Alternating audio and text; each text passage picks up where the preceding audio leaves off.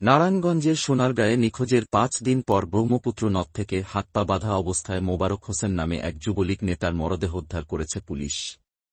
বুধবার ৪ ডিসেম্বর সন্ধ্যায় উপজেলার জামপুর ইউনিয়নের আলমপুরা এলাকা থেকে মরদেহটি উদ্ধার করা হয়। নিহত মোবারক হোসেন উপজেলার সাদিপুর ইউনিয়নের নানাখী গোলনগর এলাকার আওয়ামী লীগ নেতা আব্দুল আওয়াল মিয়ার ছেলে। তিনি ৮ নম্বর ওয়ার্ড যুবলীগের সদস্য। গত শনিবার ওই যুবলীগ নেতা নিখোঁজ হন। পরের দিন নিখোঁজ যুবলীগ নেতার ভাতিজা শরীফ মিয়া বাদী হয়ে সোনারগাঁ থানায় একটি সাধারণ ডায়েরি করেন। গতকাল ৪ ডিসেম্বর বুধবার সন্ধ্যায় উপজেলার জামপুর ইউনিয়নের আলমপুরা এলাকায় হাত-পা বাঁধা অবস্থায় নিখোঁজ যুবলীগ নেতা মোবারক হোসেনের লাশ ব্রহ্মপুত্র নদে ভেসে ওঠে। এলাকাবাসী তাৎক্ষণিক বিষয়টি থানা পুলিশকে অবহিত করেন।